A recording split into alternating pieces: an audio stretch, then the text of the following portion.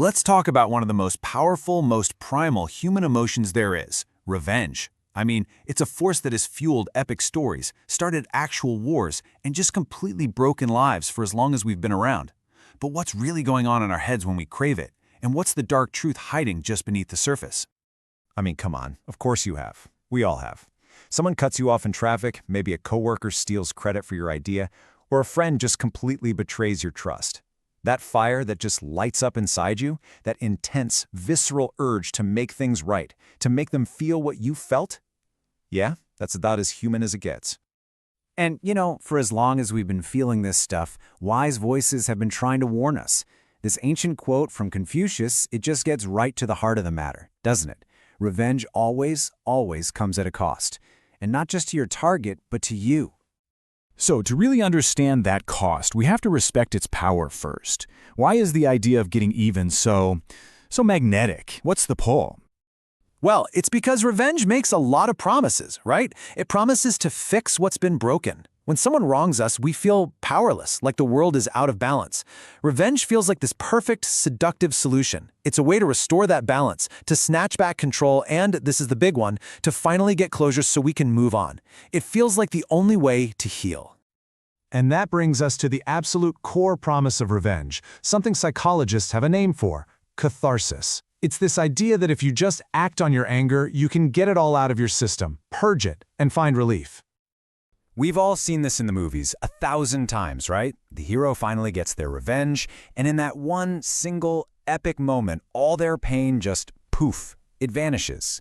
That is the promise of catharsis, a clean, satisfying, emotional release. So, ultimately, we chase revenge because we honestly believe it's the final chapter. We think it's the one thing that will let us slam the book shut on a horrible experience and just walk away, free. But what if that's a complete lie? Okay, this is where we need to make a hard pivot from the popular myth to the cold, hard psychological reality.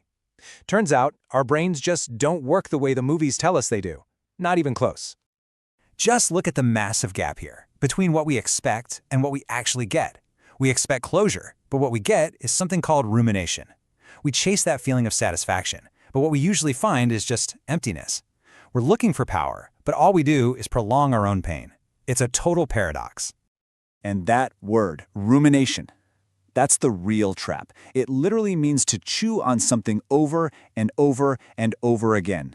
So instead of freeing our mind from the person who hurt us, seeking revenge actually forces us to think about them more. We obsess over what they did. We obsess over our plan. We're stuck. And this is that trap in action. See, revenge doesn't end the pain. It just puts it on an endless loop. You relive the hurt while you're plotting. You finally execute the plan, and yeah, maybe you get a quick spike of satisfaction, but then it fades. And you realize the original wound, it's still there. So you're right back at square one, trapped in a cycle you built yourself. Honestly, this might be the most powerful way to think about it.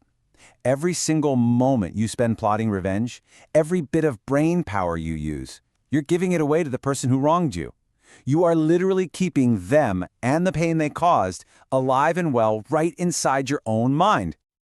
But the damage isn't just internal, not by a long shot. This very personal cycle of rumination can so easily spill out into the world, poisoning relationships, families, and sometimes even whole communities.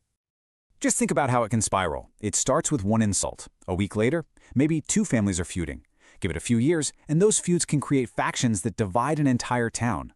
And before you know it, that one single act of vengeance has created a legacy of conflict that gets passed down to the next generation. So you can see the pattern, right? It doesn't matter if it's a personal betrayal or a bigger group conflict. The immediate result might feel good for a hot second, but the long-term damage, we're talking broken trust, isolation, endless cycles of retaliation, it's just devastating. It completely outweighs any of that fleeting satisfaction. Okay, so if revenge is a trap, how the heck do we escape? Well, the answer isn't about being weak or just letting someone get away with it. It's actually about being strategic. It's about reclaiming your power in a much smarter, more effective way. First things first, we have to completely redefine our idea of strength. Society, movies, they all tell us that strength is about hitting back, right? It's about getting even. But the psychological reality, true strength, real power, lies in the ability to move on. to refuse to let someone else's actions control your emotional state. And this is why letting go is such an active, powerful choice. It starves that rumination cycle of oxygen. It reclaims all that mental energy you were just pouring down the drain. It's the ultimate act of self-preservation. You're prioritizing your own peace. You are taking back control of your own story. You know, the Stoic philosopher Marcus Aurelius absolutely nailed this almost 2,000 years ago. The goal isn't to sink to their level. The ultimate victory, the best revenge, is to rise above it, to live a good life, to be happy, and to be nothing like the person who hurt you. So I'll leave you with this question to chew on. In a world that so often glorifies payback, maybe the most radical, the most powerful thing you can do is to just refuse to play the game, to choose your own peace over their punishment, to just let go.